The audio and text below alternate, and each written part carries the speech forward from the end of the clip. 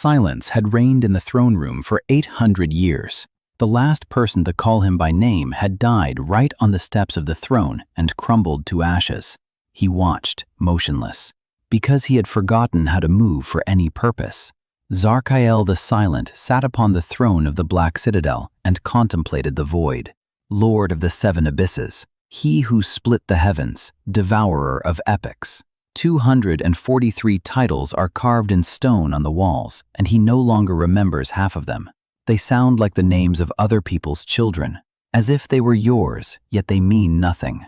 He has lived for 12,000 years. He has sat here for 10,000, alone, without enemies, without friends, without even a decent reason to get up. He tried to fill the silence. He plucked stars from the sky with his bare hand and placed them in crystal boxes. Got tired of it, put them back. He grew bonsai from world trees, each taking 3 centuries to grow. He looked at the result and realized that there was no one to show them to. He wrote 70 volumes of poetry. He burned them. He rewrote them, burned them again.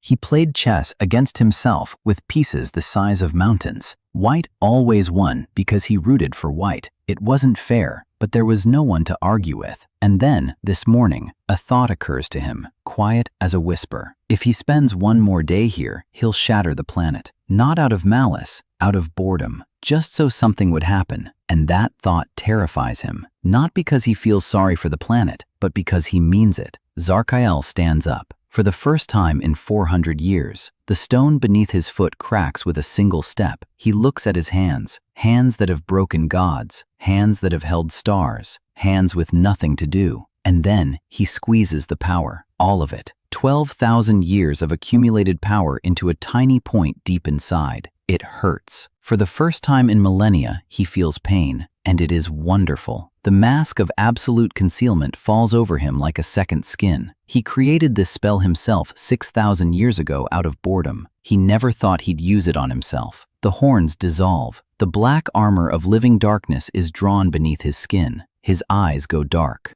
Height drops from 3 meters to that of a human. Standing before the obsidian mirror is a young man of 23, dark hair, gray eyes, a face you'll forget in a minute. He smiles. The mirror shatters. He needs to practice. He leaves the citadel on foot. For the first time in 10,000 years, he crosses the threshold on foot rather than by teleportation. The ground beneath his bare feet is cold and wet and dirty, and it's better than all the stars in his boxes. The journey to the nearest town takes 3 days. He could have walked there in a second, but he walks for 3 days and drinks every one of them. He gets soaked in the rain. He steps on a stone and hisses in pain. He sees a butterfly and freezes for 20 minutes just to watch. Alive, with wings, not a demonic entity, but simply a butterfly. He almost cries. Elmhaven greets him with stone houses and a market square and a tavern with a crooked boar on the sign. He enters the Adventurers Guild. A girl sits behind the counter, freckles, a tired, polite smile. She asks if he has any papers. Papers. They're asking the one who split the sky for papers. 10,000 years ago, everyone simply knew him. She looks at him, and pity flashes in her eyes. She decides he's an orphan. Convenient. He decides to be an orphan. She asks his name, and now he needs a name. Not Zarkael, not the Silent One. Something short. In the year 4012, a certain chosen one cut him down with a sword named Kai. It was a good sword. It broke, of course. Kai, that'll do. Reinhardt. Sounds noble, but not too noble. He writes it down. Kai Reinhardt, orphan, rank F. She hands him a bronze badge with a crooked letter F, cheap alloy, roughly stamped. He takes it between 2 fingers and holds it up to the light, and it is the most beautiful object he has held in his hands in 10,000 years. On the counter stands a pot with a flower, an ordinary flower, not an artifact, not a sealed demon, not a weapon, just a flower with petals and soil and a crack in the pot. The Lord of the Seven Abysses stands before it and feels his throat tighten. He goes to look for a tavern, the cheapest one. The lame boar smells of beer and overcooked onions and sweat. He asks for a room and food. He throws a handful of coins he picked up on the roadside onto the counter. It's enough. A bowl of soup arrives 10 minutes later. A murky sludge, pieces of something that might have been meat, onion skins on top. He scoops it up with a chipped wooden spoon, swallows. It's disgusting, over-salted, overcooked. The meat is like a shoe sole. He knows 732 recipes for soup, and every one of them is better than this. But someone is laughing at the next table. Someone is swearing at the bartender. A dog is sleeping by the fireplace. Rain is pounding on the roof. And this disgusting soup tastes better than anything he's eaten in 10,000 years, because he's not eating it alone. A tear rolls from the eye of an F-rank adventurer straight into the bowl. The bartender glances over. Kai says the onion is sharp. The bartender grunts and turns away. Kai finishes every last drop. He wipes the bowl clean with bread. He goes up to his little room. The bed creaks. The blanket smells musty. Through the window, a patch of sky with a single star is visible. One of those he once plucked from the sky with his bare hand. Kai Reinhardt lies down on the hard bed. He closes his eyes, and for the first time in 10,000 years, he falls into a deep sleep. The morning began with Kai falling out of bed. The bed was narrow. He wasn't used to it. For 10,000 years, he had slept on a throne of living stone that adjusted to every movement of his body. This bed didn't adjust to anything. Kai lay on the floor and stared at the ceiling. There was a lightning-shaped crack in the ceiling. He could have repaired it with a single glance, but he didn't. The crack was beautiful. He got up. He washed his face with cold water from a basin. The water smelled of iron. He got dressed. A simple linen shirt, pants, the boots he'd bought yesterday with his last few coins from a merchant in the square. The boots pinched. Zarkael could have created shoes from a material that doesn't exist in this world. But these boots pinched, and that was wonderful. He went down to the hall. The bartender nodded at him and set a plate of porridge on the counter. The porridge was gray. Kai ate it in 3 minutes. He went out onto the street. Elmhaven was completely different in the morning. Merchants were setting out their wares. Children were running somewhere, shouting. An old man on the corner was selling apples. Kai stopped by the old man. He looked at the apples. The apples were small and misshapen. The old man noticed his gaze and said the apples were excellent. Kai knew the apples were lousy. He had seen the apple orchards of the Third Age, where every fruit was the size of a child's head. But these misshapen apples grew on a real tree that a real person had watered. Kai bought 2. He took a bite out of one on his way to the guild. Sour. Wonderful. The guild was packed with people in the morning. Adventurers crowded around the quest board. Kai walked over and began to read. Most of the quests were for ranks D and above. Kill a wyvern, clear out a troll cave, escort a caravan through dark pass. There was one slip of paper for rank F. Gather medicinal herbs in the western forest. Reward. 2 silver coins. Kai reached out. Another hand grabbed the slip of paper at the same time. Kai turned his head. A girl was standing next to him. Pointed ears, silver hair tied back in a ponytail. On her nose, magical lenses in thin frames. Her eyes were gray-blue. Her gaze was such that it seemed she was trying to read the composition of his blood through his pupils. She wouldn't let go of the slip of paper. Kai didn't let go either. She said she'd grabbed the assignment first. Kai said they'd grabbed it at the same time. She said her fingers were longer. Kai looked at her fingers. They really were long, slender, with ink stains on the pads, the fingers of someone who writes a lot.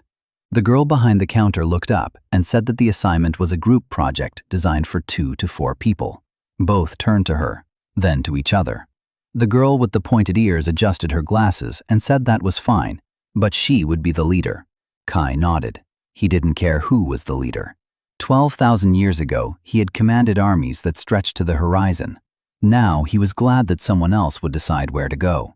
2 more people approached them, a guy with red hair and a shield on his back, and a girl with a crossbow and a sullen face. Both were rank F. The guy's name was Tobias. The girl was Marin. Tobias was talkative. He immediately started telling them that he used to work as a blacksmith's assistant, but decided to become an adventurer because he wanted to see the world. Marin was silent. The elf introduced herself. Aelin Silverin, a graduate of the Silver Moon Academy. Tobias whistled and said that was a prestigious place. Aelin adjusted her glasses and said she'd graduated with honors. Tobias whistled again. Marin rolled her eyes. Kai said his name was Kai Reinhardt. Aelin asked where he was from. Kai said he was an orphan. Aelin asked where he had studied. Kai said nowhere. Aelin looked at him with the same expression a scientist might use when examining an unknown mineral. Kai looked away and suggested they go. The western forest began a half-hour's walk from the city. Kai walked and listened as Tobias about iron prices. Marin walked in silence, periodically checking the crossbow string. Aelin walked beside Kai and asked him a question every 3 minutes. Where he was born, how old he was, what magic he wielded. Kai answered briefly. An orphan, 23, none. Aelin frowned. She said that every living creature has at least a minimal magical signature, but with Kai, she couldn't detect anything at all, as if he were a blank slate. Kai shrugged and said that he must be particularly talentless. Aelin narrowed her eyes. Kai realized he'd made a mistake. The absolute concealment disguise had worked too well. An ordinary person without magic still has background radiation. Kai didn't even have that. For a mage analyst, it's like encountering a person without a shadow, obviously suspicious. He cursed inwardly. 6,000 years ago, when he created this disguise, he hadn't thought about such trifles, because 6,000 years ago, there were no mage analysts with diplomas and magical lenses. He needed to add background noise. Kai imperceptibly released a tiny fraction of mana, less than a child's. Aelin immediately turned her head. She said she could sense it now. A very weak signature. The level of a first-year student. Kai nodded and said yes, he knew he was weak. Aelin said nothing, but the look on her face said she didn't believe him for a second. The forest was quiet and cool. The sun filtered through the foliage in patches. It smelled of moss and wet earth. The task was simple. Gather 20 stalks of moon sage and 10 roots of silver diagle. Tobias found the first stalk 15 minutes later and rejoiced like a child. Marin silently gathered the roots with the efficiency of a machine. Aelin consulted her book and checked each stalk for magical purity. Kai gathered the herbs quickly and precisely. He knew every plant in this forest. He knew their Latin names and names in languages that no longer existed. He knew which ones were poisonous under a full moon and which ones cured diseases that had not yet been discovered. But he tried to gather slowly, hesitantly. Sometimes he would deliberately pick the wrong stem, and Aelin would correct him. She corrected him with pleasure. She liked knowing more. Kai let her. After 2 hours, they had gathered everything. Tobias suggested they have a snack. Everyone agreed. Marin took out some bread.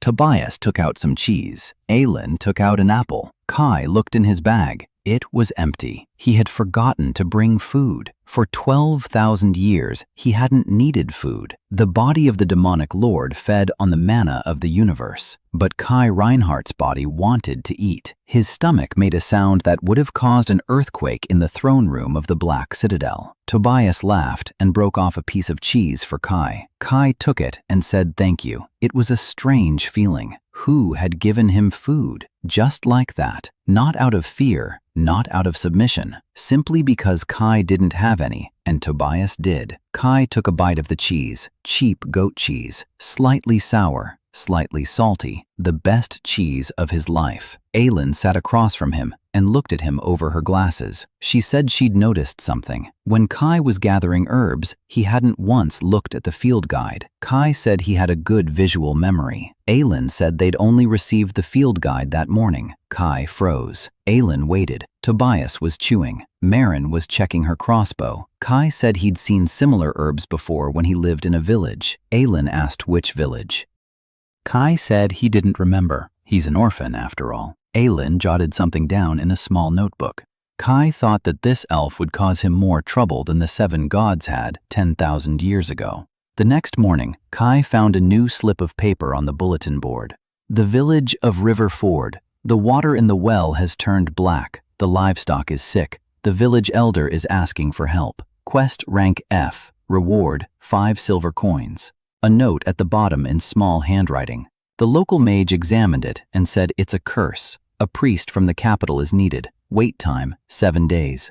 The village can't wait 7 days. Kai took the quest off the board. Aelin was already standing behind him. She said she was going with him. Kai asked why. She said she wanted to see how he would handle something more complicated than herbs. Kai realized she was studying him, like a test subject. Tobias volunteered too. Marin shook her head and said she had another quest. The 3 of them left the city via the northern road. River Ford turned out to be a small village an hour and a half's walk away. 20 houses, a little church, a mill by the river, a smithy on the hill. It was the smithy that Kai noticed first, new. The logs were still light in color. The roof hadn't had time to darken from the rain. Built recently, maybe 2 or 3 months ago. Kai remembered. The village elder met them at the well, an elderly man. His hands were shaking, his eyes were red. He told them that 2 weeks ago the water had turned murky, then it darkened, then it turned black. 3 cows fell ill. 1 had already died. The children started coughing. A local sorcerer came. He took a look. He said it was a curse. Most likely someone had cast a spell. They needed a priest in the capital. The capital was far away. The village was small. They didn't have money for a messenger, so they posted the job at the guild. But high-ranking adventurers don't take on such trifles. Kai listened. Then he walked over to the well and peered down. The water was black, thick. It smelled of iron and something bitter. Kai knew that smell, tempering oil mixed with mineral manna. He raised his head and looked at the smithy on the hill. Then he turned to the village elder and asked when the smithy had been built. The elder blinked. He said 3 months ago.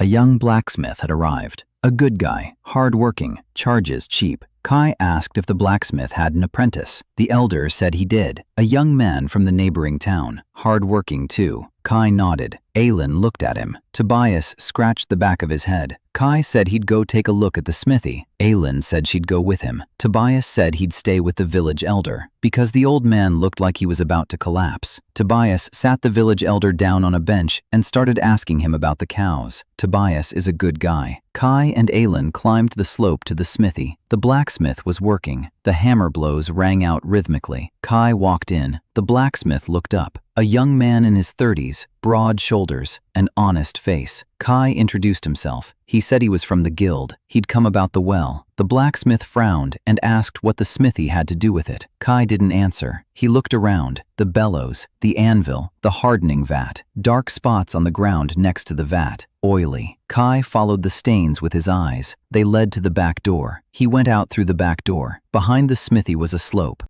On the slope was a stream. The stream ran down toward the village. In the stream were oily streaks, black, greasy. Kai crouched down and touched the water with his finger. Tempering oil, cheap stuff. Most likely an apprentice had been dumping the waste oil right into the stream. Easier than hauling barrels to the dump. The stream feeds the aquifer beneath the village. The oil had seeped in, but that only explained the pollution, not the blackness, not the livestock disease, not the fact that the local mage had taken it for a curse. Kai closed his eyes. He didn't use his magical vision. That would have been too much. Instead, he just thought. 12,000 years of experience replace any spell if you know how to think. Tempering oil plus the aquifer. The aquifer runs through a layer of iron ore. This region is rich in iron. He'd realized that just from the color of the soil when they were walking here. Iron ore carries natural mana, weak, harmless. But the oil binds the mana. He himself had discovered this principle 9,000 years ago while studying the interaction of organic substances with magical currents.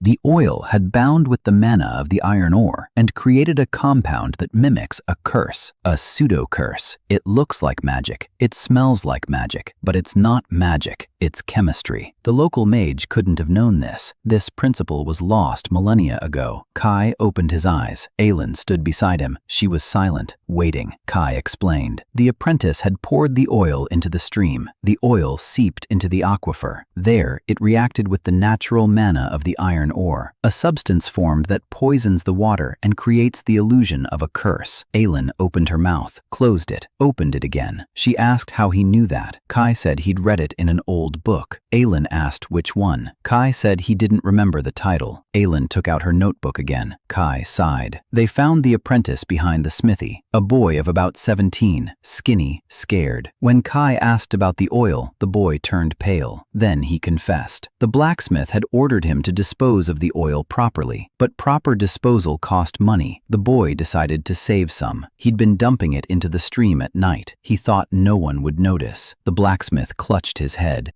He hadn't known. He really hadn't known. Kai looked at the boy and didn't scold him. Stupidity isn't a crime. A crime is when you know better and do it anyway. The boy simply didn't know. Now, all that was left was to fix it. Kai went down to the village stream and got to work. He needed a filter. Not a magical one, just a regular one, made from what was available. He asked the village elder for some charcoal from the stove. He gathered river sand himself from the bank. 3 herbs. The first 2 weren't a problem. Mint grew by every fence. Nettles, too.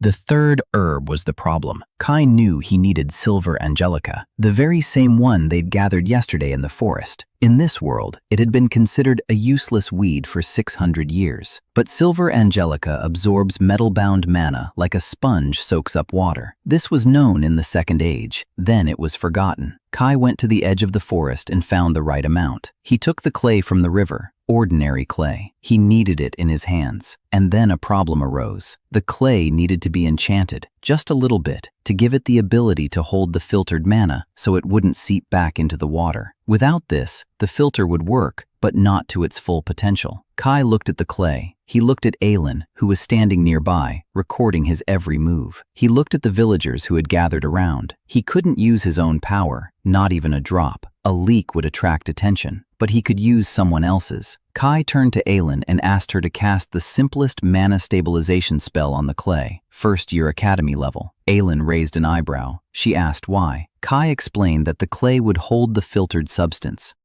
but without stabilization, it would seep back out. Aelin said she'd never heard of such a use for stabilization. Kai shrugged and said the logic was simple. Aelin was silent for a moment. Then, she cast the spell. Perfect. Clean. Her academic diploma with honors hadn't lied. Kai assembled the filter in 2 hours.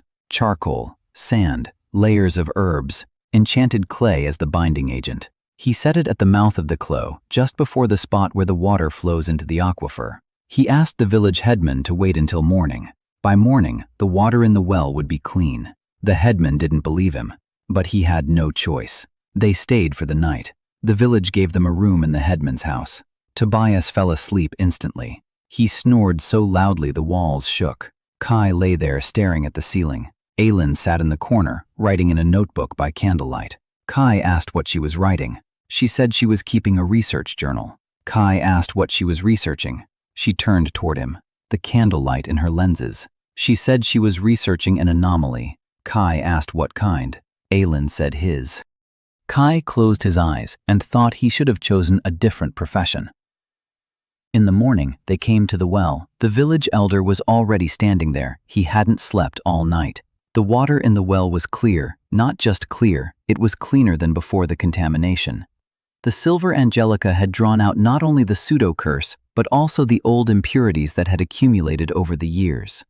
The village elder scooped up a bucket. He tasted it. He dropped the bucket. His face contorted. He began to cry. Not from grief, from relief.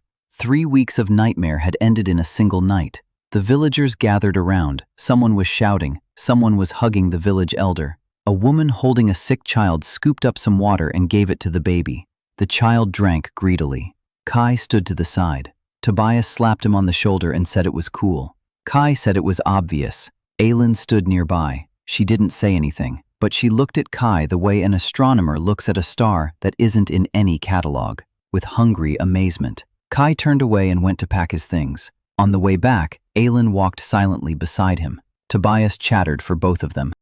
Before the gates of Elmhaven, Aelin suddenly said she wanted to continue working with Kai. Kai asked why. She adjusted her glasses and said that it was interesting with him. Kai looked at her. 142 years old. By elven standards, just over 20. Inquisitive, skeptical, with a notebook full of notes about him. Dangerous. Kai smiled and said okay. He turned in his report at the guild. The girl behind the counter looked at him in surprise. An F-rank quest completed in a day, without a priest, without high-ranking mages, using a filter made of charcoal and herbs. She gave him 5 silver coins. Kai took them. Heavy, cold, real. Earned, not taken. Not created out of nothing. Earned with his hands and his head. Kai Reinhardt put the coins in his pocket and thought that this was the best day in 12,000 years. A week passed. Kai and Aelin took on 4 more quests. Tobias went with them on 3 of them. On the 4th, Marin took his place. The jobs were simple. Gather mushrooms. Deliver a package to the neighboring village. Chase a pack of wild dogs away from a farm. Help a carpenter repair a roof. Kai handled them all too well.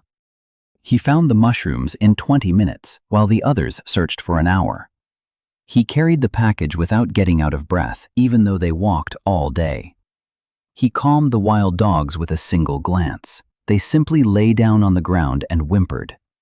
Tobias said that Kai had a talent with animals. Kai said the dogs were just tired. In reality, the dogs sensed something humans couldn't. An ancient predator, far older and more terrifying than any beast. Their instinct told them to lie down and not move. Kai fixed the roof so well that the carpenter sat down on the ground and stared up at it for a long time. He said that in 30 years of work, he'd never seen such smooth joints. Kai said he'd been lucky with the angle. Aylin wrote this down in her notebook. The notebook was getting thicker. By the end of the week, it contained 32 pages of observations about Kai. Kai knew because one night, while Aylin was asleep, he read the notebook. There were bullet points. Absence of a magical signature, adjusted to a suspiciously precise level. Knowledge of herbs without a determiner. Terminology inclined with self-education. Reaction of animals. Physical endurance above normal for the stated rank. And on the last page, circled in red, hypothesis.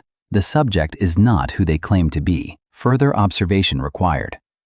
Kai carefully put the notebook back and thought that Aylin would make a brilliant inquisitor. On the 8th day, a new quest appeared, on a completely different level. Dungeon, Tomb of the Silver Knight, rank D. Reward, 20 gold. Note, the dungeon was discovered 3 years ago. 2 expeditions entered, both returned with casualties. Anomalous magic inside. A group of 5 to 6 adventurers of rank C or higher is recommended. Kai shouldn't have taken this quest. He's rank F. The quest is rank D, a 4-rank difference. Guild rules forbid it, but the quest had been on the board for 2 months. No one had taken it. Too dangerous for the reward. 20 gold pieces is a lot for an F rank, but not enough for a C rank. A dead zone. The girl behind the counter noticed his gaze. She said this quest wasn't for him. Kai nodded. Then he returned in the evening when the girl had left and her replacement was dozing off. He took the quest. In the morning, he told Aylin. She called him an idiot. Then she asked when they were leaving. Tobias heard and turned pale. A D-rank dungeon. For F ranks, it's suicide. But Tobias looked at Kai, then at Aylin. He sighed and said he was going with them. Marin refused. She said madness had to have its limits. They set out at dawn. The tomb was a 3-hour walk to the east, in the hills. The entrance was a stone archway in the hillside. Runes on the stone. Old, very old. Kai read them instantly. Elvish of the Third Age, a dead dialect. The inscription read, "Here lies a knight whose name is erased. Do not awaken his sorrow." Kai knew this style of burial. The chosen knights who had failed their sacred mission, their names were erased. They were buried alive in stasis, not dead, not alive, frozen in time, a punishment worse than death. The church called it mercy. Kai had always considered it cruelty. It was dark inside. Aylin lit a magical flame at the tip of her staff, a bluish light. The walls were damp. The floor was uneven. Tobias raised his shield. The first corridors were empty. The traps were old. The mechanisms were rusted. Kai disarmed them with a touch, not with magic, just knowledge. He knew how every mechanism worked because he'd seen thousands like them. A pressure plate, poisonous spikes in the wall, a collapsing ceiling, all standard, all predictable. On the 3rd level, the guards appeared. Stone golems, 3 of them, each twice a human's height. For C-rank adventurers, this would be a serious fight. For F-rank adventurers, it was death. Tobias turned pale. Aylin began to weave a spell. Kai stopped her with a gesture. He crouched and looked at the floor. Activation runes. The golems moved while the runes burned. If the runes were erased, the golems would stop. But the runes were protected by a barrier. Only a B-rank mage or higher could break through the barrier. Or... Kai picked up a stone from the floor, an ordinary stone. He threw it right into the center of one of the runes. The stone bounced off the barrier. But Kai hadn't thrown it randomly. He'd aimed for a ricochet. The stone bounced off the barrier. It hit the wall. It bounced again. It hit the ceiling. It chipped off a piece of rock. The piece of rock fell onto the rune from above. There was no barrier above it. The rune cracked. The first golem froze. Aylin dropped her staff. Tobias exhaled through clenched teeth. Kai repeated the trick twice more. 3 stones, 3 ricochets, 3 runes, 3 motionless golems. No magic, just physics and knowledge of the architecture of defensive contours. Aylin picked up her staff. Her hands were shaking. She asked how he knew that the barrier didn't block the rune from above. Kai said it was a design flaw. Third Age defensive runes always have a vertical blind spot because the architects of that time didn't account for attacks from above. Aylin asked how he knew the architectural features of the Third Age. Kai said he had read about it. Aylin said there wasn't a single book on the subject. She had checked. Kai remained silent. Aylin took out a notebook. They moved on. The 4th level. 5th. On the 5th level, Tobias got cut by a flying trap. Not deep, but painful. Kai bandaged him up in a minute. The bandage was perfect. Tobias said Kai bandaged like a field surgeon. Kai said he'd learned from a traveling doctor. Aylin wrote it down. On the 6th level, they found her. A hall, large, round. In the center, a white stone sarcophagus. Magical chains on the sarcophagus. Stasis. Kai approached. Inside lay a girl. Young, maybe 24. Blonde hair. Her face was calm, as if she were sleeping. She was wearing paladin armor, white, ceremonial. On the breastplate was the symbol of the radiant throne, but the symbol had been crossed out, roughly, as if someone had drawn a sword across it. The crossed-out symbol. It signified renunciation, exile, a chosen knight who had failed her sacred mission. The church did not kill her. The church sealed her alive in stone. 3 years. Aylin read the inscription on the sarcophagus. Seraph Kaladin, former paladin of the Radiant Order. Failed a mission to clear the Grey Depths dungeon. The entire squad perished. She was the only survivor. The sentence, stasis until recall. There had been no recall for 3 years. No one had returned for her. Aylin lowered her staff. Tobias removed his helmet. The silence in the hall was heavy. Kai stood before the sarcophagus and looked at the girl's face beneath the stone lid. He had seen this before, thousands of times. Over 12,000 years, wars began and ended. Heroes rose and fell. And there was always someone whom the system ground down and discarded, not because they were weak, but because they didn't fit in. Kai placed his hand on the lid of the sarcophagus. The magical chains hissed. The stasis seal was powerful. Rank A. Only the High Priest of the Order of the Radiant Light could remove it. Or, Kai couldn't use his power, but he didn't need to. He knew how every seal in this world worked because he had created half of them himself, or those who had learned from those who had learned from those who had once seen his work. All the magic of this world was an echo of his legacy. Kai traced the line of the seal with his finger. He found the knot.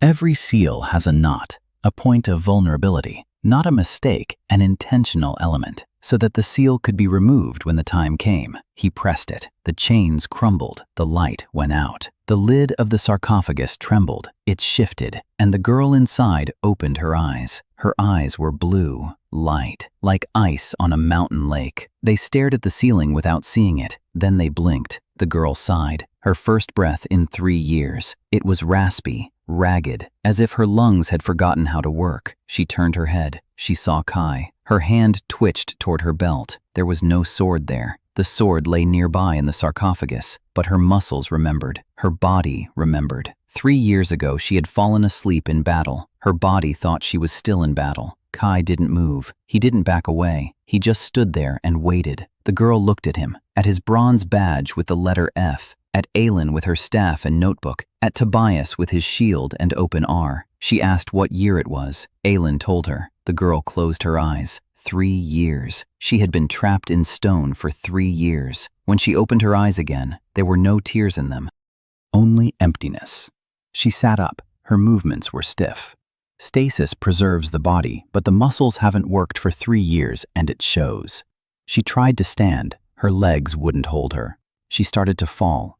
Kai caught her with one hand, easily, as if she weighed nothing. She weighed enough. The paladin's armor added 30 kilograms. Tobias wouldn't have been able to hold her like that. Aylin noticed. She took note. Kai helped the girl sit on the edge of the sarcophagus. She sat upright, back straight, even after 3 years in stasis. Her body remembered the discipline. She introduced herself, Seraph Kaladin, former paladin of the Radiant Order, former chosen heroine, who had failed her mission. The entire squad had perished. She was the sole survivor. The church had sentenced her to stasis. She had accepted the sentence because she believed she deserved it. Kai listened. She spoke evenly, without emotion, as if reading a report, but her hands, resting on her knees, were clenched into fists so tightly that her knuckles had turned white. Kai saw it. He saw everything.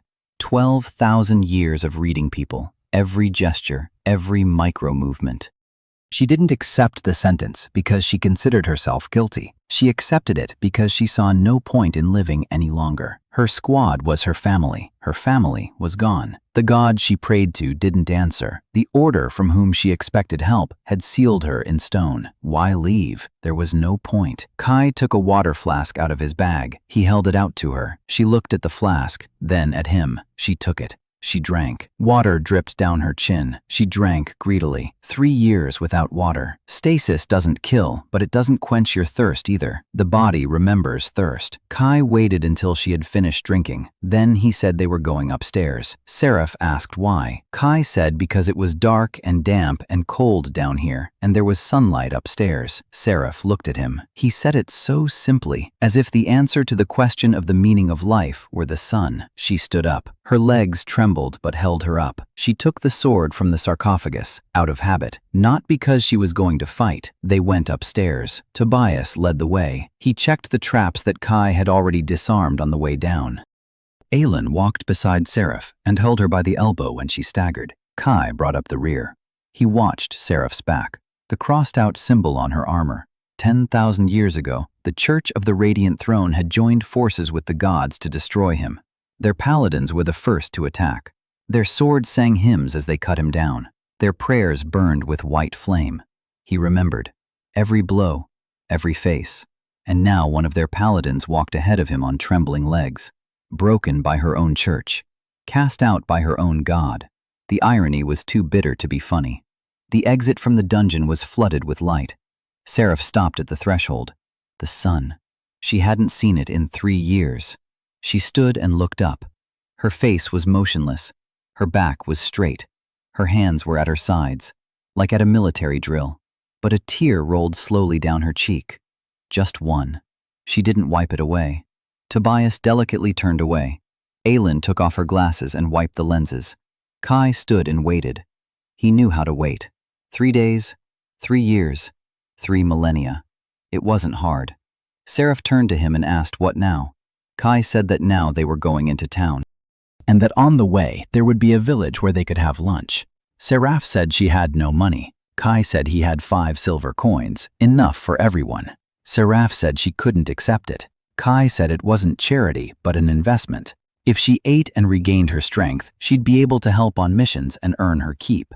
Seraph blinked. It was a logical argument. A paladin's mind loves logic. She nodded. They set off. On the way, Tobias couldn't resist and started asking Seraph about her mission.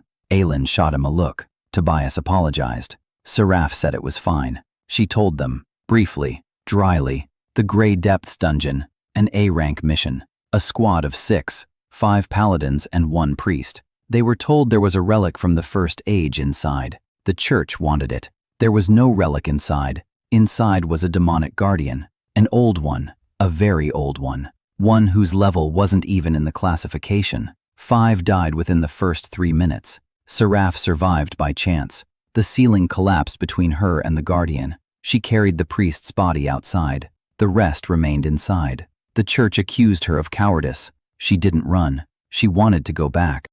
They wouldn't let her. They said she had desecrated the mission by surviving. Sealed away. Kai listened. His face was calm. Inside, he felt something. Something he hadn't felt in a very long time. A quiet, cold anger. Not the blazing fury that splits the sky, but the other kind. Slow, patient. Anger that remembers. The church sent 6 paladins against a demonic guardian they could not defeat. They knew. They surely knew the level of the threat. They needed the relic, and the lives of 6 paladins were an acceptable price. And when one survived and returned with the truth, they silenced her. Sealed her in stone, unworthy of death, unworthy of life. Kai remembered. He remembered well. They stopped near the village, a small tavern. Kai ordered 4 servings of meat stew. The stew was mediocre. The meat was tough, the gravy was watery, but Seraph ate silently and intently, spoonful by spoonful, methodically, just like she carried out her assignments. When the plate was empty, she looked up at Kai. She said the stew was delicious. Kai knew that wasn't true. The stew was mediocre. But for someone who hadn't eaten anything in 3 years, it was a feast. He nodded.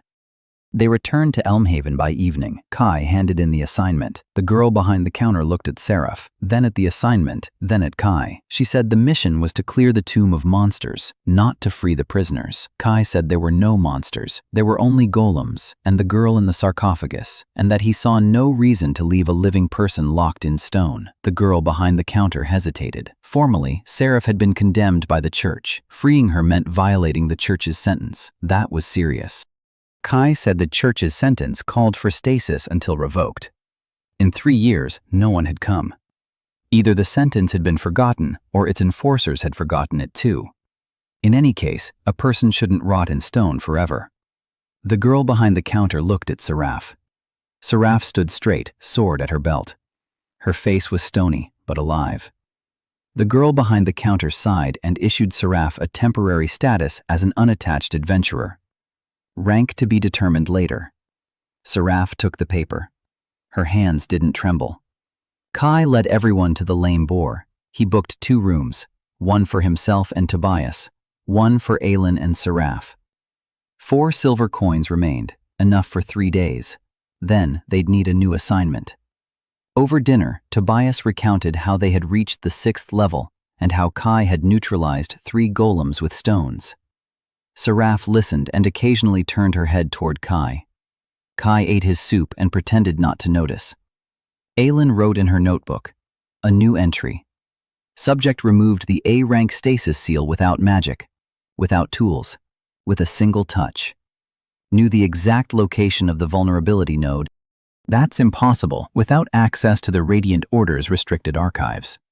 Or, she put a period and circled the word 3 times. At night, Kai lay in bed and listened to Tobias snoring. There were stars in the window, many, bright ones. He didn't bother counting. He thought about Seraph, about her back, about how she stood before the sun and didn't cry, almost.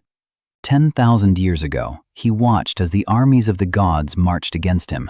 Thousands of angels, 13 heroes, 7 divine beings. He felt nothing. Today, he saw a lone girl emerge from a stone coffin, and his throat tightened. Something was changing. He didn't know what, but something was definitely changing. Chapter Summary. Seraph Kaladin woke up after 3 years in stasis and recounted the failed mission in the Grey Depths. The church had deliberately sent the paladins on a mission they couldn't complete. Kai secured temporary adventurer status for Seraph in the guild. Aelin noted in her notebook that Kai had removed the rank A seal without magic. The team now consists of 4 people. 2 weeks passed quickly. The team worked every day.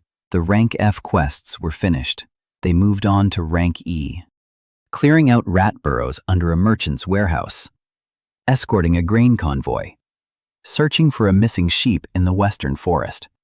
The sheep was found in a cave in the company of 3 wolf cubs who, for some reason, hadn't harmed it. Kai said that happens. Aelin said it doesn't. Kai shrugged. In reality, when he passed by the cave, the she-wolf inside sensed him and fled, abandoning her litter. The wolf cubs mistook the sheep for their mother. Kai didn't bother to explain. Seraph was recovering faster than she should have. 3 years in stasis don't go by without a trace. Muscles atrophy, reflexes slow down. An ordinary person would need a month of rehabilitation. Seraph was back in shape in 10 days. Partly it was her paladin training. Partly it was something else. Kai cooked dinner for the team every evening. He had insisted on it from day 1. He said he was a better cook than a fighter. Tobias didn't object because Kai's food was better than anything he'd ever tasted in his life. Aelin didn't object because it gave her time to observe. Seraph didn't object because she didn't care either way. But Kai's food wasn't just delicious. He didn't choose the ingredients at random. Meat in bone broth for Seraph, slow-cooked, tender fibers that are easy to digest after fasting. herbs that accelerate muscle tissue regeneration, iron oak root that restores magical channels. In this world, iron oak root was used as fuel for stoves. 4,000 years ago, healers of the Third Age used it to restore paladins after injuries. Then it was forgotten. Kai hadn't forgotten. He simply crumbled the root into the broth and said it was for flavor. Seraph ate and grew stronger. She didn't know why. She thought it was the fresh air. Aelin sensed something strange in the food. Residual mana. Weak, barely perceptible. She jotted it down in her notebook. Perhaps the subject possesses alchemy at a level significantly higher than stated. One evening, Seraph went out into the tavern courtyard and began practicing with her sword. Kai watched from the window. Her technique was good, clean, academic. The paladin school of the white blade. Her stances were steady, her transitions smooth, but predictable. Every strike could be read 2 moves before it began. It would be enough against an average opponent, not against a strong one. Kai went down to the courtyard. Seraph stopped. He asked permission to look at her sword. She held it out. The blade was good, church steel, a pure alloy with silver. But 3 years in a damp dungeon had taken their toll. Micro cracks on the blade, rust in the fuller. The balance had shifted due to corrosion on the guard. Kai said he would fix it. Seraph said it was an order sword and that a church blacksmith should repair it. Kai said the church blacksmith hadn't come for her in 3 years. Seraph fell silent. Kai took the sword and went to the kitchen. The bartender gave him a sidelong glance but said nothing. Kai worked until morning. He had no forge. He had no tools. He had a kitchen stove, a whetstone he'd begged from the bartender, oil, rags, and hands that remembered every method of working steel from the past 12,000 years. He didn't use magic, not a drop, only knowledge. He repaired the microcracks using the cold forging method employed by the masters of the Fifth Age, tapping the back of a spoon on the right spots. It sounds ridiculous. It works flawlessly if you know the metal's crystalline structure. He removed the rust with a mixture of table salt and sour wine. He restored the balance by grinding away the excess from the guard with a whetstone. In the morning, he returned the sword. Seraph took it and froze. She made a test swing, then a second, a third. The sword sang. Not a metaphor. The blade really did emit a light ringing sound with every movement. The resonance that occurs when the balance is absolutely perfect. Church blacksmiths achieve this through weeks of work in a consecrated forge. Kai achieved it overnight with a kitchen spoon. Seraph looked at him for a long time, intently. Then she asked where he'd learned it. Kai said he'd been working part-time at a forge. Seraph said no forge teaches that way. Kai said the blacksmith was good. Seraph didn't argue. She did something Kai hadn't expected. She bowed to him. Not a paladin's ceremonial bow, a brief bow from one master to another. Kai didn't know what to say. He said breakfast would be ready in 10 minutes. Seraph almost smiled. Almost. In the 3rd week, Tobias announced he was leaving. Not because of a quarrel. His sister in the neighboring town was having trouble with her shop. She needed help. Tobias apologized. He said the team was great, and Kai's food was the best he'd ever had, and he hoped they'd meet again. Kai shook his hand. Tobias left at dawn. Kai stood at the tavern gate and watched his red head disappear around the corner. The first person who shared cheese with him. Kai would remember that longer than the names of the 7 gods who had tried to kill him. Now, there were 3 of them. Kai, Aelin, Seraph. Marin was still working on her own. 3 was too few for serious missions, but Kai wasn't worried. He sensed the team would grow soon. 12,000 years of observing humans had taught him one thing: the lonely always find each other. A week after Tobias left, the team received an assignment in the city of Gravewood, a 2-day journey south, clearing the basements of slimes. Rank E, a boring job, easy money. They set out in the morning. On the way, Aelin talked about the properties of magical slugs. Seraph was silent, scanning the road. A paladin's habit. Always check your flanks. Halfway there, Kai stopped. He sensed something. A foreign presence. Light, fast, trained. Someone had been following them for an hour. Not a monster. A person. Small, agile. Kai said nothing. He kept walking. In Gravewood, they stopped by the fountain in the square. Kai set his bag on the ground and went to buy water. When he returned, the bag was still there. But something was missing. The copper ring that had been in the side pocket.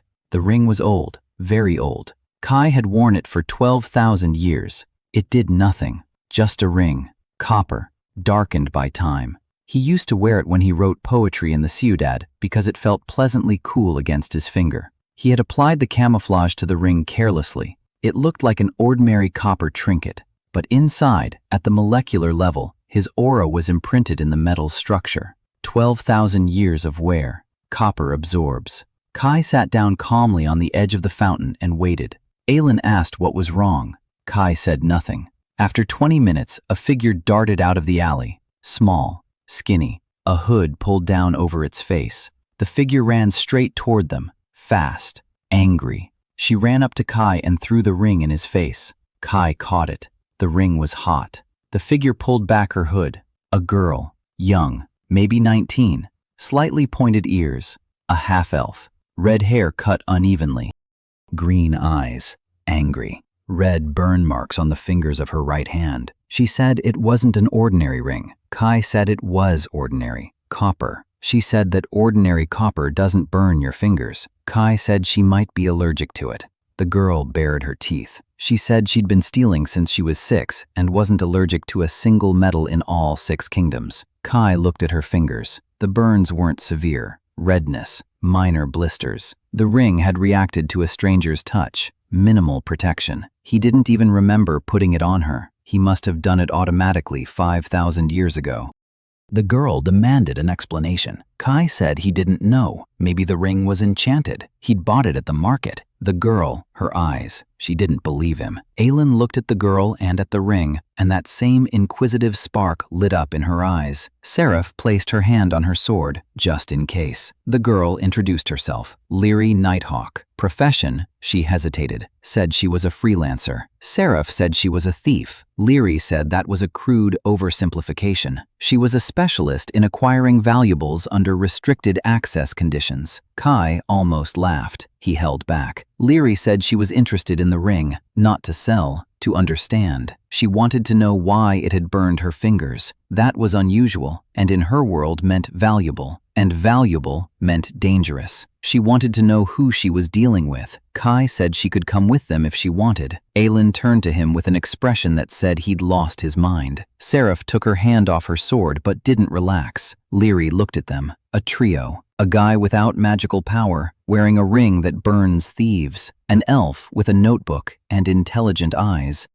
A paladin with a crossed-out symbol on her armor. A strange group. Lyri said okay, but she doesn't work for free. Kai said he'd provide food. Lyri snorted and said that wasn't. That evening, Kai prepared dinner at the Greywood Tavern. Grilled fish with herbs, baked potatoes, a salad made from what grew in the garden behind the tavern. Lyri took a bite of fish and stopped chewing. She sat with her eyes open and her mouth full. Then she slowly chewed it. She swallowed. She looked at Kai. She said she was staying. Kai nodded. Lyri turned out to be a problem, not because she was a bad fighter. She fought excellently. 2 knives, quick hands, the ability to vanish into the shadows. The problem was that she didn't trust anyone. The first night she slept by the door with a knife under her pillow. The second night she vanished. Kai woke up and found her bed empty. She returned 3 hours later, said she'd been out for a walk. Aelin asked at 3 in the morning. Lyri said she liked the night air. On the third day, she stole a silver clasp from her cloak. Aelin noticed an hour later. Seraph stood up and said she'd kick Lyri out of the team. Kai asked her to wait. He found Lyri at the market. She hadn't sold the clasp. She was sitting on a crate behind a merchant's counter, twirling it between her fingers. Kai sat down next to her. He asked why. Lyri didn't answer. Kai waited. Lyri said she was testing them. Kai asked what she was testing. Lyri said she wanted to see how they'd react, whether they'd kick her out or not, because everyone always gets kicked out, sooner or later. Better sooner. It hurts less. Kai looked at her. 19 years old, a half-elf. In no world is that an easy fate. 2 elven for humans, 2 human for elves. The slums, hunger, betrayal after betrayal. She doesn't steal out of greed. She provokes because she's waiting for confirmation that the world is the way she knows it. Cruel. Kai held out his hand. Lyri flinched. He said the clasp had to be returned. Lyri tossed the clasp to him. He caught it and said he'd return it to Aelin, and that dinner would be in 2 hours. Lyri said she might not come. Kai said a portion would be waiting on the table either way. Lyri came. She was 40 minutes late. The food was waiting. warm. Kai had covered one plate with another so it wouldn't get cold. Leary sat down. She ate in silence. No one said a word to her about the clasp. Aelin got it back and nodded to Kai. Seraph looked at Leary with an expression that could be mistaken for hostility, but Kai could see it wasn't hostility. It was recognition. Seraph knew what a person waiting for punishment looked like. She herself had waited 3 years. They completed the mission in Gravewood in a day. The slugs in the cellars turned out to be ordinary. Seraph chopped up most of them. Aelin froze the rest. Leary found the nest by its scent. Kai stood to the side and shone a lantern. That was his job, lighting the way. He was glad to do it. On the way back to Elmaven, Aelin walked beside Kai. She was silent longer than usual. Then she said she wanted to show him something. She took a staff out of her bag. Long, thin, made of white wood, broken right down the middle. The two halves were tied together with rough rope. She said it was her family heirloom. She'd inherited it from her grandmother, a moon silver staff, a rarity, one of only 7 left in the world. It broke when she was 10. She dropped it off the table. Her father said it was proof of her lack of talent. A true mage feels their staff and would never drop it. She was 10 years old. She'd been trying to fix it for 70 years. She'd taken it to the best craftsmen, the Silver Moon Academy, the Artifact Makers Guild. Even a court mage had a look at it. They all said the same thing. Moon silver loses its resonance after breaking. It cannot be repaired. You must accept it. She did not accept it. She carried both halves with her for 132 years. Kai took the staff, both parts. He looked at it. Moon silver. He knew this material. He himself had planted the first moon trees 11,000 years ago. An experiment. A tree imbued with lunar mana. It grows only once every 1,000 years. The wood resonates with magical currents like a tuning fork with a note. The problem with the break isn't the physical damage. The wood can be glued back together. The problem is that when it breaks, the resonant structure tears. Like a broken string, it can be glued back together. It won't make a sound. All the craftsmen who examined the staff tried to glue the wood back together. No one realized that it wasn't the wood that needed repairing, but the resonance. Because the principle of moon silver resonance was lost 9,000 years ago when the civilization that used it perished. Kai knew this principle. He had invented it. He told Aelin he would try. She said not to promise anything if he wasn't sure. Kai said he wasn't promising. He would try. That evening, in a room at the Lame Boar Tavern, Kai laid both halves out on the table. Aelin wanted to stay and watch. Kai asked her to leave. He said he needed silence. She left, with obvious reluctance. Kai was left alone. He looked at the staff. The problem was delicate. He needed to restore the resonant structure of moon silver. To do that, he needed a rune. A single rune, written at the junction of the two halves. A rune that exists in no book, no library, no archive in this world, because he created it himself for the first moon tree 11,000 years ago. Kai could write the rune with his finger, without magic. It wasn't a magical rune in the usual sense. It was a structural formula, like a blueprint. It directed the tree's natural mana back into the resonant circuit. No power was required, only knowledge. He took a knife, a thin one, a kitchen knife. He began to carve. Line by line, symbol by symbol. The rune was complex. 32 elements, each in its place, each at the correct angle. A deviation of a single degree and it would all be useless. Kai worked for 4 hours. His hands did not tremble. 12,000 years of practice. When the last element fell into place, the staff trembled. The two halves drew toward each other. The seam vanished. The wood became whole, and the staff rang out, softly, high-pitched, like a crystal bell in the mountain air. The resonance had returned. No, it hadn't returned. It had become stronger than it was before. Kai's rune was more perfect than the original because the original had been his first attempt 11,000 years ago. Now he knew more. The staff was better than new. Kai placed it on the table and went to sleep. In the morning, he handed the staff to Aelin at breakfast. She took it in one hand and froze. She felt the resonance. She raised the staff. Magic flowed through it like water through an open sluice, easily, purely, powerfully. For 132 years, the staff had been silent. Now it sang. Aelin stood in the middle of the tavern with the staff in her hand and didn't move. Leary chewed bread and watched. Seraph drank tea. The bartender wiped down the counter. Aylin turned silently and left the tavern. Kai could hear her through the wall. She was crying, quietly, in the palm of her hand, like a child who had been given back what they had lost long ago and had given up hope of ever finding. She returned 10 minutes later. Her eyes were red, her glasses were smudged, her back was straight. She approached Kai. He expected questions. Where did the room come from? How did he do it? What is he? She said thank you, just thank you, and sat down to eat breakfast. But the hand holding the spoon was trembling, and on the last page of the notebook, a new entry appeared. Not an observation, not a hypothesis. One word, impossible, circled 5 times. Month 3. The team had risen to rank D. 4 successful missions in a row. Their reputation was growing. People in the guild were starting to recognize them. A strange group. A paladin with a crossed-out symbol, an elven analyst, a half-elf thief, and a guy who seemed to do nothing but every mission with him ended in success. Kai was listed as support, cook, handyman, jack of all trades.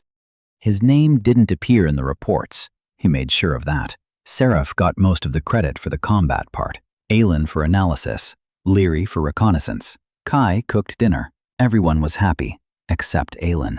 The notebook had moved on to the 2nd volume. She began to systematize her observations. She created sections: knowledge, skills, anomalies, contradictions. The contradictions section was the thickest. The subject claims to have no magical training, yet he knows the terminology of the 3rd era. The subject claims to be an orphan from a village, yet he uses culinary techniques requiring decades of training. The subject claims rank F, yet he disarms traps and seals of a level significantly exceeding the claimed one. Each contradiction was small. Each could be explained separately: a fluke, a coincidence, talent. But together they formed a picture that Aylin could not ignore. One night she lay awake. Leary was snoring in the bed next to her. Seraph's breathing was steady. Aylin lay with her eyes open, thinking. Then she got up. She dressed quietly. She went down to the tavern hall. Kai was sitting at a table in the corner, alone. A mug of tea stood before him. He was looking out the window at the night sky. Aylin sat down across from him. Kai wasn't surprised. She asked if he couldn't sleep. He said he was used to getting little sleep. She asked why. He said he thought a lot. She asked about what. He paused. Then he said about buttons. Aylin blinked. Kai explained. Buttons are a brilliant invention. Simple, elegant. Before them, people used ties, laces, clasps. And then someone came up with a small disc and a loop, and everything changed. Clothes became more comfortable, faster to put on, fitted better. He was thinking about what kind of mind it takes to look at the world and invent a button. Aylin listened. She didn't understand where he was going with this. Kai said that big things don't change the world. Small things do. Wars begin and end. Empires rise and fall. But the button remains. He smiled. Aylin looked at him. In the dim light of a single candle, his face seemed older. Much older than 23.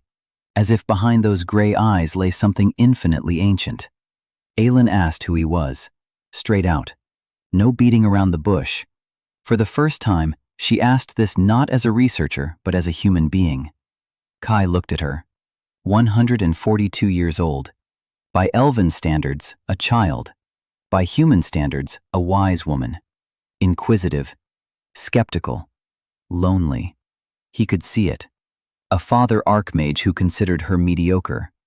The academy where she was too smart for her peers and not practical enough for the professors. A summa cum laude degree that was nothing to be proud of because there was no one to show it to. She had been searching for answers her whole life, and now she sat before the biggest answer one could possibly find, and he couldn't give it to her. Kai said he was just an ordinary guy who'd been lucky enough to read a lot. Aylin didn't believe him. It was obvious. But she didn't press the issue. She finished his tea. He didn't object. She went to bed. Kai stayed up. He thought about how, for the first time in 10,000 years, he didn't want to be alone, and that was more terrifying than any god.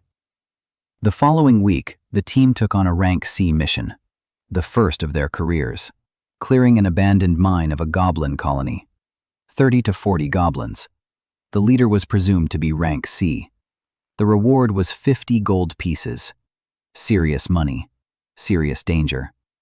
Seraph said she could handle it. Aelin prepared 3 combat spells. Leary scouted the entrances and exits. Kai prepared lunch for the road. The mine was located in the mountains, a day's journey from Elmhaven. An old copper mine, abandoned 20 years ago when the goblins had moved in recently. They'd started attacking caravans. The merchants demanded a cleanup. The team entered at dawn. Leary went first, quiet as a shadow. She returned 10 minutes later and drew a map on the ground. 3 levels. The main hall is on the bottom level. The leader is there. About 40 goblins around him, plus 10 on the upper levels, guards. Kai looked at the diagram. 40 goblins. For a C rank team, it's doable but tough. For their team, technically a D rank, it was borderline. Seraph suggested a direct assault, paladin-style tactic, fast, brutal, through the center. Aelin suggested luring the goblins to the upper level and collapsing the ceiling of the lower one. Leary suggested setting the mine on fire. Kai suggested something else. Goblins live in colonies. The colony obeys the leader. Kill the leader and the colony will scatter. No need to kill 40 goblins, just one. Seraph asked how to get to the leader past 40 guards. Kai said there was another way. He looked at Leary's diagram. He pointed to the ventilation shaft on the west side. Old copper mines always have ventilation, a narrow passage. A person can't squeeze through, but someone small and flexible could squeeze through. Everyone looked at Leary. Leary said she wouldn't crawl into the hole to the goblin leader alone. Kai said she wouldn't be alone. He'd go with her. Seraph said that Kai was an F-rank handyman with no combat skills. Kai said he didn't need combat skills.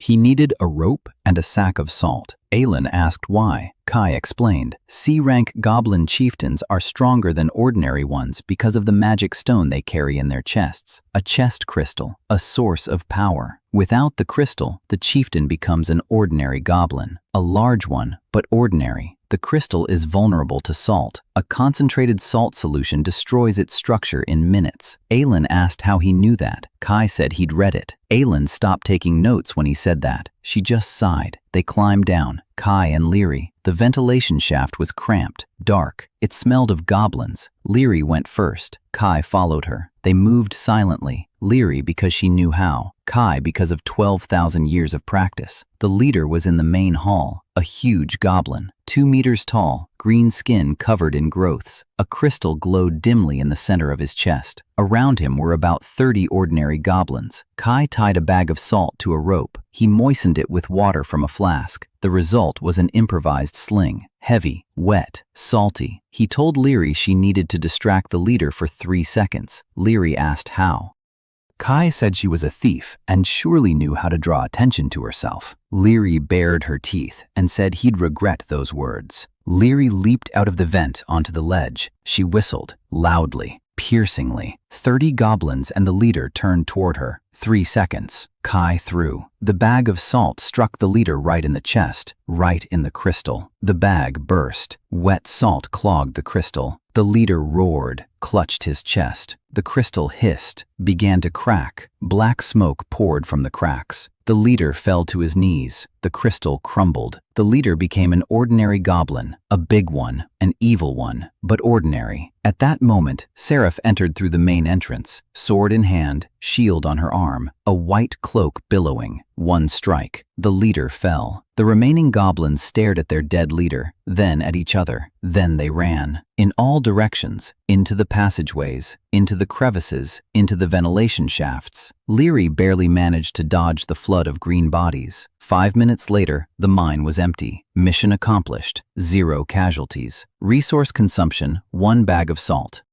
Aelin stood at the entrance and watched Kai crawl out of the ventilation shaft, covered in dust and cobwebs. She didn't bother writing it down in her notebook. She just quietly said, 1 bag of salt. Kai brushed himself off and said that salt was an underrated resource. Month 4, the team received a C rank. Officially, the bronze badges were replaced with silver ones. Kai held his and looked at the letter C. 4 months ago, he had arrived in Elmhaven with an F rank. The ranking system amused him. 12,000 years ago, there were no ranks. There was only strength. You could either kill a dragon or you couldn't. Ranks were invented so that the weak could feel important as they moved from letter to letter. Silly, but nice. Kai put the badge in his pocket. Elmhaven had become his home. He knew every alleyway, every merchant, every crack in the pavement. The old man on the corner who sold apples. His name was Goran. His knees ached when the weather changed. Kai brought him ointment made from mountain herbs once a week. For free, Goran gave him apples. Also for free, the girl behind the guild counter. Her name was Mira. She dreamed of becoming an adventurer, but was afraid.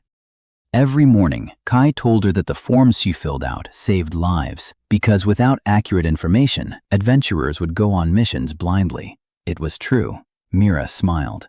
The bartender at the Lame Boar, his name was Bert, a former D-rank adventurer. He'd broken his leg in a dungeon 20 years ago. He'd been limping ever since. Kai once made him a compress, and his leg stopped hurting for the first time in 2 decades. Bert didn't charge him for the room for a whole month.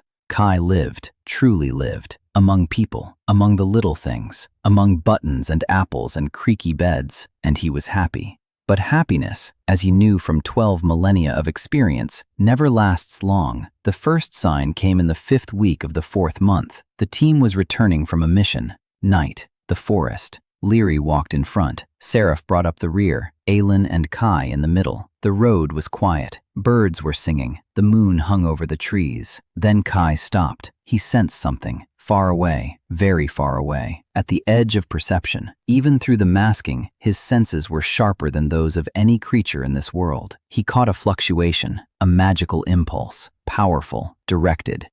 It was a call. Someone, somewhere far away, had sent a magical call. Not to him, just into the void. Like a signal flare, the call carried a message. Kai deciphered it instantly. The language of the First Age, dead for 9,000 years. The message read, "The Lord has awakened. The seal has weakened. Brothers and sisters, come into the light. The time has come." The cult. Kai went cold. Not from fear, from irritation. The remnants of his cult. A sect that had waited 10,000 years for his return.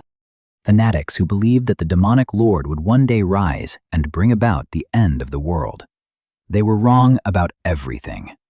He hadn't been sleeping. He'd been bored. He wasn't planning to bring about the end of the world. He was going to fry some eggs tomorrow morning. But they sensed him. Not him personally, the leaks. Small involuntary bursts of power that occurred when the camouflage glitched. When he repaired Aelin's staff. When he removed the seal from Seraph's sarcophagus, when his ring burned Leary's fingers. Every action left a trace, tiny, invisible to ordinary mages. But the cultists weren't ordinary mages. For 10,000 years they had tuned their rituals to a single frequency, his frequency. Aelin noticed that Kai had stopped. She asked what was wrong. Kai said nothing. It seemed that way. They moved on. Kai thought. The cult was a problem, but not the only one. If the cultists had sensed the leaks, so had the church. The holy church of the radiant throne. The very one that had sealed Seraph. The very one that 10,000 years ago had helped the gods attack him. They had detectors too, different ones, tuned to something else, but the result was the same. They knew that somewhere on the outskirts of the Valantian kingdom, an ancient power was manifesting itself. They didn't know whose yet, but they were searching. Kai estimated the time frame. The cult is far away. They need time to gather. Months. The church is closer, but it's bureaucratic. First reports, then an investigation, then approval, then sending the Inquisition. Also months. He has time, but not infinitely. Kai looked at the backs of his team. Leary was chatting with Seraph. More accurately, Leary was chatting and Seraph was silent, but not irritably, patiently. That was progress. A month ago, Seraph wouldn't let anyone come within 3 steps of her. Now, Leary walked beside her, shoulder to shoulder, and Seraph didn't pull away. Aelin walked along, reading a book by the light of a magical flame. How she didn't trip was a mystery. Kai watched them and thought it had been worth leaving the Citadel for this. For these 3. For an evening when they're sitting in a tavern and Leary steals bread from Seraph's plate while Seraph pretends not to notice, and Aelin sketches a diagram of some spell and asks Kai to pass the salt. It was worth it to concentrate 12,000 years of power into a single point and become a nobody. The second sign came 3 days later. Kai was cooking dinner in the tavern. He was frying fish, ordinary river fish. He sprinkled herbs on it. He flipped it with a spatula. The fish sizzled, oil splattered. Everything was fine. Then Leary walked into the kitchen and said they were out of bread. Kai said he'd buy some in the morning. Leary said she wanted bread now. Kai looked at her hungry green eyes, at her thin arms, at the scar on her wrist from old handcuffs. Something stirred inside him, warm, painful. He said he'd bake some. Leary asked if he'd do it right now. Kai said yes. He kneaded the dough. Flour, water, a pinch of salt. There was no yeast. Kai used the old method, beer starter. Bert gave him a mug. The dough rose in 20 minutes, not an hour as it should have, but in 20 minutes. Kai realized he'd overdone it. He'd put too much into the dough. Not magic, intentions. When a being of his level of power does something with sincere intent, the world responds. The dough rose because he wanted Leary to eat. It was a leak. Microscopic, but a leak. Outside the tavern window, a flower had bloomed on the tree across the street. In October, Kai noticed. No one else did. He shoved the bread into the oven. 15 minutes later, he took it out. The crust was crispy. The crumb was airy. The smell filled the entire tavern and made Bert come out from behind the bar and ask what kind of sorcery this was. Kai said it was just regular bread. Leary took a piece. She took a bite. She froze. She stood with her eyes closed and chewed, slowly. Then she opened her eyes. They were wet. She said her mother used to bake bread like this, before Leary ended up in the slums, before everything went wrong. Ordinary bread with a crispy crust. Leary hadn't eaten it in 15 years. Kai didn't know that. He hadn't planned it. He just wanted to bake bread for a hungry girl. But the world responded to his intention, and the bread became exactly what she needed. Not the recipe, not the ingredients. Memory. The taste of childhood, painful to the core. Leary placed the bread on the table, wiped her eyes with her sleeve, said her eyes were watering from the smoke. Kai said yes, the oven was smoking. The oven wasn't smoking.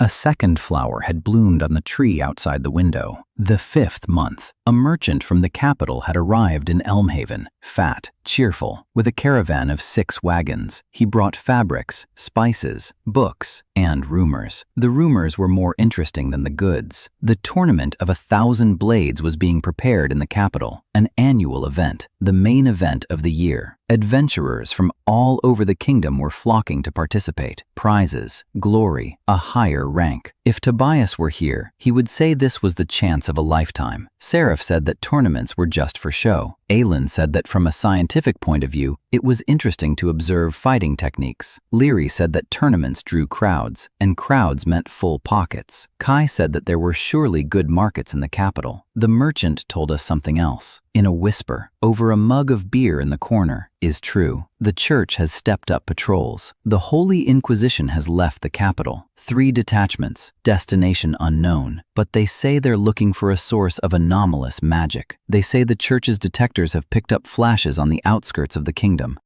An ancient power, something that hadn't existed for 10,000 years. The merchant spoke of it as gossip, an entertaining story for the tavern. Kai listened, and something tightened inside him. The Inquisition, 3 detachments, destination unknown. But Elmhaven is on the outskirts, and the leaks were here, a matter of time. Kai thought about it for 2 days. Then he made a decision. The team would go to the tournament, not for the prizes, not for the glory, to get out of Elmhaven. If the Inquisition is coming here, it's better to be somewhere else. The capital is big. It's easier to get lost there. He suggested it over dinner, said that the tournament was a good way to raise their rank. Sarah frowned and said the capital was dangerous for her. The church was there. They might find out she was free. Kai said 3 years had passed. The paperwork had been forgotten. Bureaucracy moves slowly. Seraph wasn't sure, but Aylin supported the idea. She wanted to visit the Royal Library. It housed manuscripts from the Second Era that she hadn't had access to at the academy. Leary was in favor of it too. The capital meant money, and wide streets, and wealthy neighborhoods.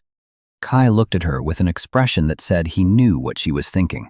Leary turned away and said she meant legal earnings. Kai nodded and said, of course. They set out 3 days later. The journey to the capital, Valerian, took a week on foot, or 3 days if they hired a cart. They didn't have money for a cart, so they walked. The first 2 days passed peacefully. The road was wide. Trade caravans traveled in both directions, villages every few hours. They spent the nights at inns. Kai cooked dinner from whatever he managed to buy or find: roadside grasses, wild onions, mushrooms. From a single sack of potatoes and a handful of dried pork, he prepared a dish for which the innkeeper asked for the recipe. Kai wrote it down for her, a simplified version. Without those two ingredients that turned an ordinary stew into something extraordinary. On the third day, it rained. Hard, cold. The road turned to mud. They were soaked to the bone. Leary cursed. Seraph walked in silence, stoically. Aylin covered her book with the hood of her cloak and walked while reading. Kai walked and thought that rain was a miracle. Drops on his face, the cold seeping to the bone. Wet clothes clinging to the body. 10,000 years in the Black Citadel. There was no rain there, not once. He could have cast a barrier to shield the team from the water, not a magical one, a physical one. Stretch a cloak over 4 poles, but then the rain would end for them, and Kai didn't want the rain to end. On the 4th day, they found shelter, an abandoned barn by the roadside. The roof leaked in places, but the walls kept out the wind. Kai built a fire with damp wood. Everyone was surprised at how quickly it caught fire. Kai said you had to stack it right. In reality, he had quietly dried the wood with a touch. Thermodynamics. Accelerated evaporation through a localized rise in temperature. No magic. Almost no magic. A drop. Somewhere far away in the forest, the ants stopped freezing for 5 seconds. A leak. Small. Imperceptible. Kai hoped it was imperceptible. The 4 of them sat by the fire, wet, tired, but together. Leary was drying her hair over the fire and telling a story about how she once robbed an innkeeper in Greywood, but the innkeeper turned out to be a former thief and robbed her in return while she was robbing him. Seraph listened, and the corner of her mouth twitched. It wasn't a smile, but the beginning of one. Aylin was drying her notebook page by page with magical heat and grumbling that the ink had smudged. Kai watched them, the fire, at the shadows on the walls, and he felt something inside him melting, something that had been frozen for 12,000 years, slowly, painfully, irresistibly. He was afraid, not of the Inquisition, not of the cult, not of the gods. He was afraid of this warmth, because warmth means attachment, and attachment means loss, sooner or later. He lost everyone. The demon advisor Morgash died of old age. The other advisors died earlier. Enemies killed or gone. Everyone he had known over 12,000 years eventually. And he remained. And each time, the emptiness that followed grew larger. If he became attached to these 3, to Aylin with her notebook and unanswered questions, to Seraph with her broken faith and straight back, to Leary with her stolen bread and wet eyes. If he gets attached and then loses them, this time he won't go to the Citadel. This time he won't shatter a planet, but something far more important, himself. Leary threw a damp sock at him and said he'd frozen like a statue and that it was creepy. Kai caught the sock and said he was thinking. Leary asked what about. Kai said about what to make for breakfast tomorrow. Leary said pancakes. Kai nodded. On the 5th day, they emerged from the forest and saw Valerian, the capital of the Valantian kingdom. White walls, 30 towers, the spires of temples and academies, a river dividing the city in 2, stone and wooden bridges, thousands of people at the gates. Kai stopped. 10,000 years ago, this city didn't exist. There was a field here. He remembered that field. He had stood there when the 7 gods declared war on him. The first battle began here. The first hero fell here. Here, Zarkal the Silent first realized they meant business. And now, a city stands on that field. White, beautiful, alive, built on blood, grown from lies, but alive. Kai looked at Valerian and felt something strange. Not anger, not sadness, perhaps pride. They built a city on a battlefield. They turned blood into stone. Maybe that's the meaning of humanity, taking the worst and building the best out of it. Aylin stood beside him and said the view was impressive. Kai said yes. They entered the city through the south gate. The guards checked their badges, rank C. They were let through without question. Valerian was loud on the inside, noisy, overflowing. Adventurers from all over the kingdom, merchants, wandering mages, musicians, beggars, amulet sellers, sword sellers, sellers of sweet pastries that smelled so good that Kai stopped and bought 4, 1 for each of them. Leary ate hers in a second and reached for Seraph's pastry. Seraph pulled her hand away. Leary stuck out her tongue. Kai chewed his pastry and smiled. They found a tavern. A cheap one, clean. It was called the Copper Griffin. 2 rooms, Kai and the empty bed where Tobias used to sleep. Aelin, Seraph, and Leary in the other. Leary said she didn't snore. Aelin said that wasn't true. Leary said that was slander. In the evening, Kai went out into the street alone. He needed to think. He walked through the streets of the capital and looked around. The Cathedral of the Radiant Throne towered over the city. White, golden. Its spire reached into the clouds. Kai looked up at it from below. 10,000 years ago, the predecessor to this cathedral was the headquarters of the coalition that came to kill him. Now, it is the largest temple on the continent, the center of faith for millions, built on lies. But the faith within it is real. People come here to pray, to ask for their children's health, for a good harvest, for peace. Their prayers are sincere, even if the God they pray to once tried to destroy an innocent man. A poster stood at the cathedral's entrance, an announcement from the Holy Inquisition. Witnesses sought for anomalous magical phenomena in the western provinces, unusual blooms, spontaneous healing, strange atmospheric phenomena. Please contact the nearest Inquisition office.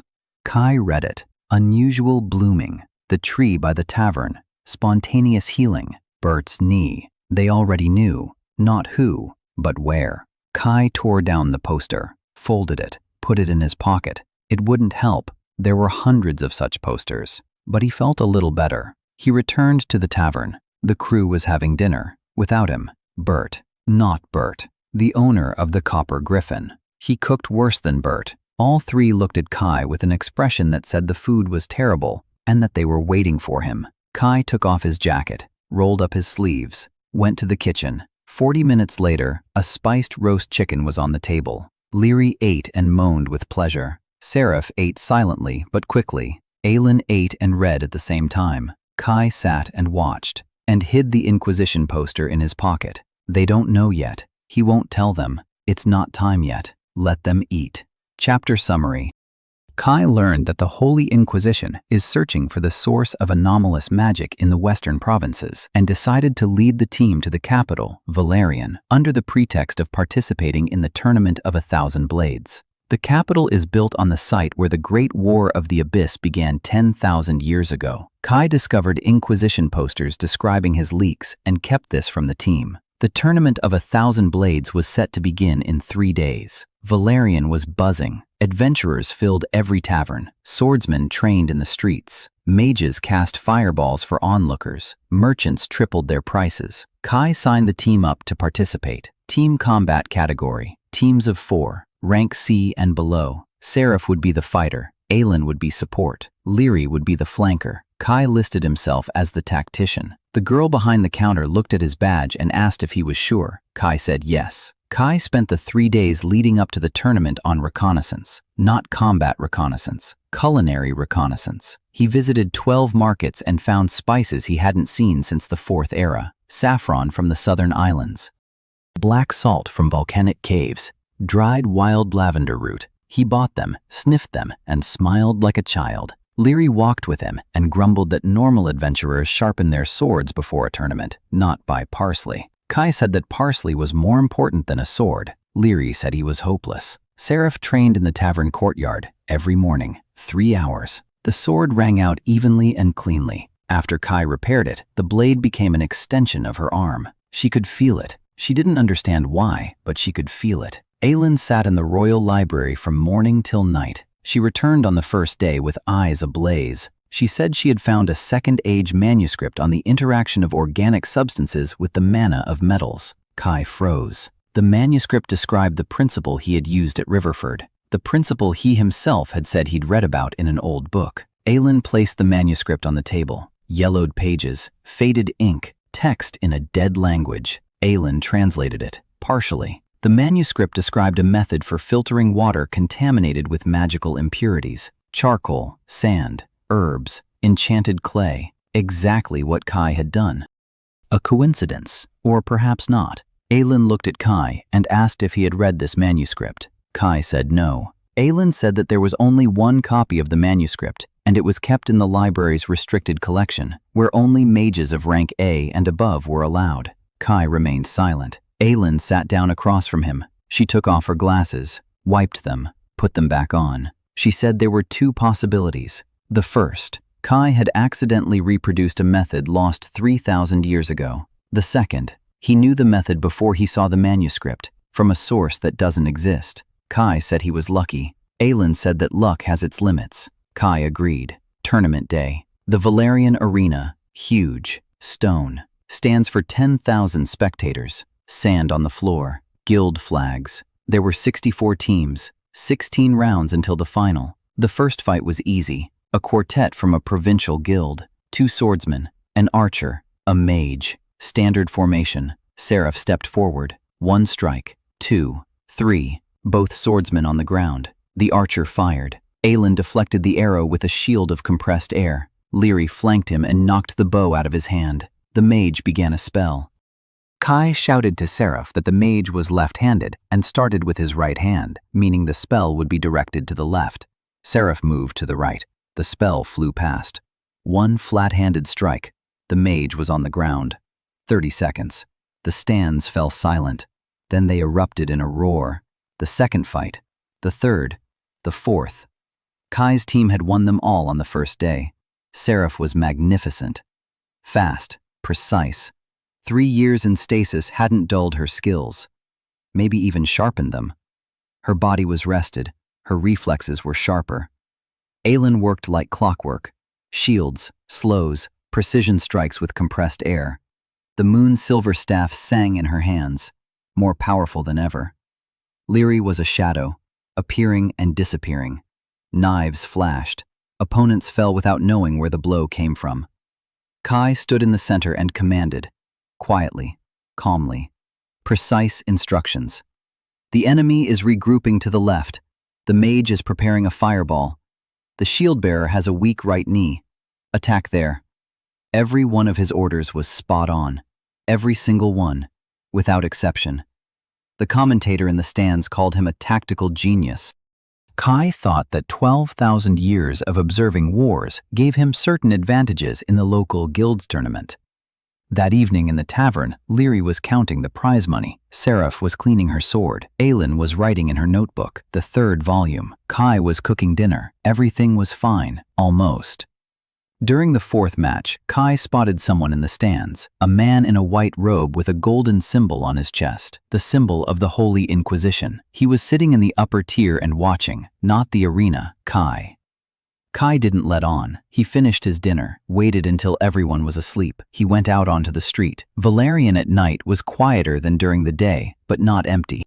Guards were patrolling. Drunken adventurers staggered between taverns. Kai was heading toward the cathedral, not inside, past it. He wanted to take a look. 2 guards in white armor stood by the side entrance, the Inquisition. Kai walked past at a normal pace. The guards didn't pay him any mind. The disguise was holding, but Kai could hear. His hearing was sharper than that of any creature in the world. Even through the disguise, voices came from behind the door. 2 of them, a man and a woman. The man said that the detectors had recorded 3 flashes in the western provinces over the past month. The pattern matches the echo of the primordial force. The woman asked how certain he was. The man said 90%. This is not a random artifact. It is a living source. Someone, or something, carries a power of a magnitude not seen in 10,000 years. The woman was silent. Then she said one word, Zarkael. The man said it was impossible. He is dead, or asleep, or gone. The woman said the dead leave no traces. We need to step up the search. All 3 squads to the west. Block the roads. Check every adventurer registered in the last 6 months. Kai stood in the shadows and listened.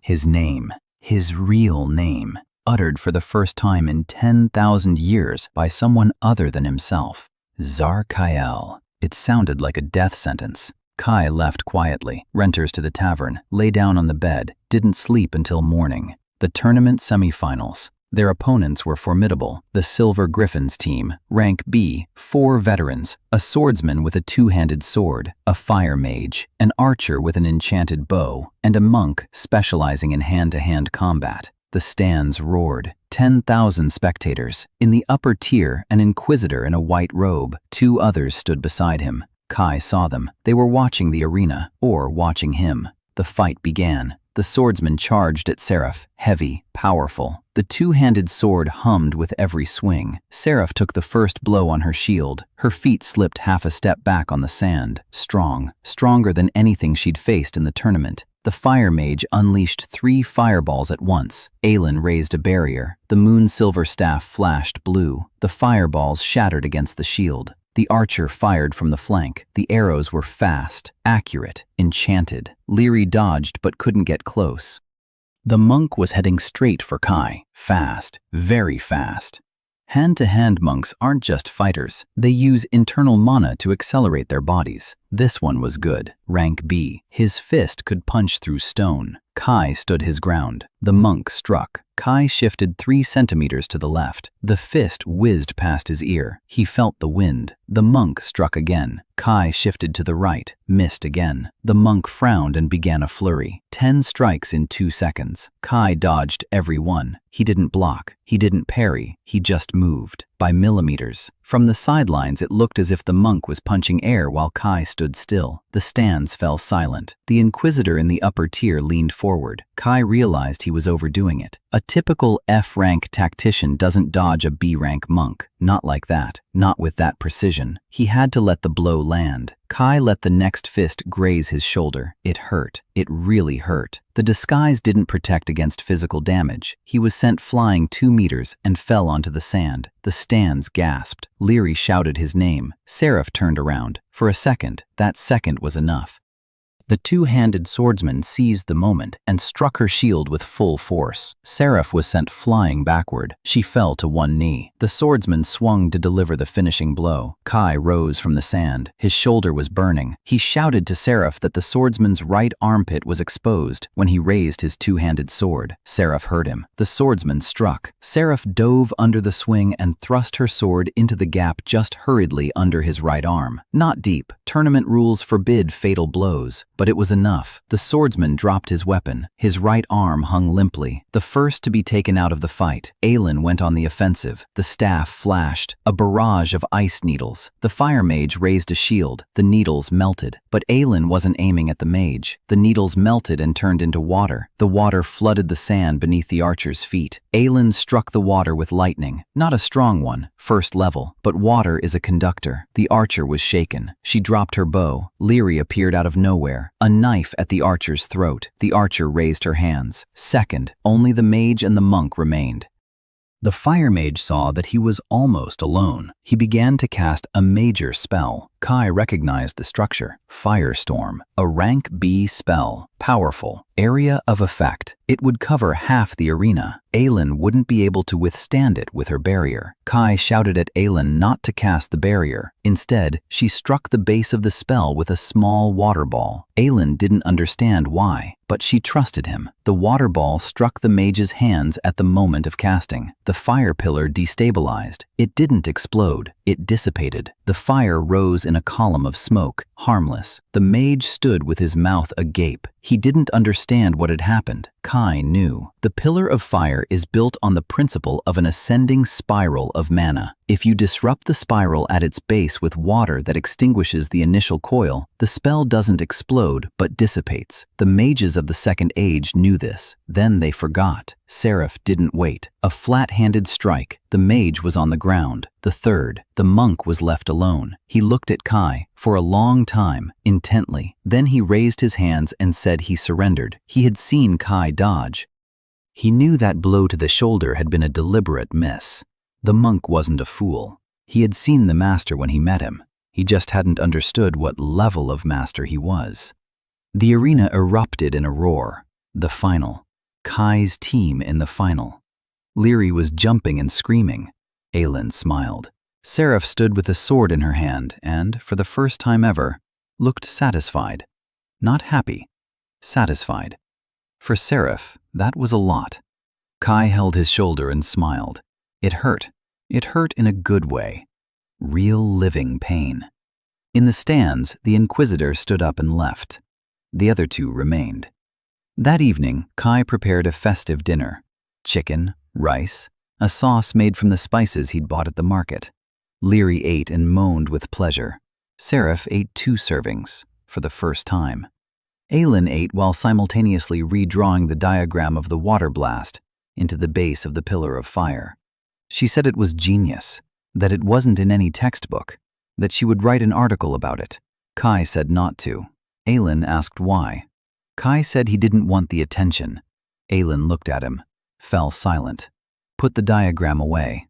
For the first time, she listened not because she agreed, but because she saw something in his eyes. Fear. Real fear.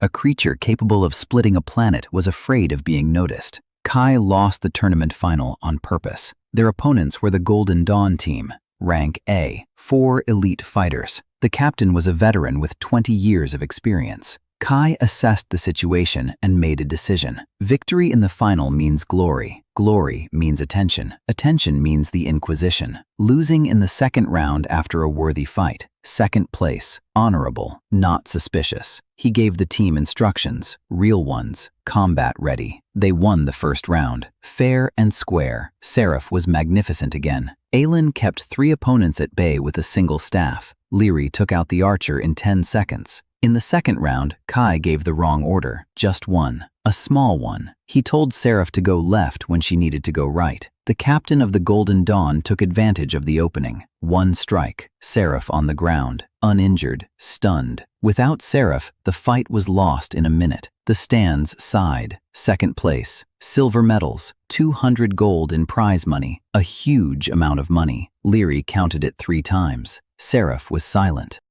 On the way back to the tavern, she approached Kai and quietly said she knew. Kai asked what. Seraph said he had given the wrong instruction on purpose. In all previous battles, his every word had been precise, but here he had made a mistake. Just once. At the most crucial moment. Kai didn't deny it. He said that a victory would have drawn too much attention. Seraph asked whose attention. Kai remained silent. Seraph said she trusted him, but that silence had its limits. Kai nodded. She left. Kai stood in the street and thought that Seraph was smarter than she seemed. Broken faith doesn't mean a broken mind. A surprise awaited him at the tavern. An unfamiliar woman was sitting at the table. Young, 26, dark hair tied in a bun, simple nun's clothing. No, not the Radiant Church, a different symbol on her belt. Small, modest, a crescent moon pointing downward. Kai recognized the symbol and his heart skipped a beat. The Order of the Silent, a small monastic order, not part of the Radiant Church's structure. Founded 4,000 years ago by a group of monks who refused to accept the official version of the Great War of the Abyss. They preserved a different history, the true one.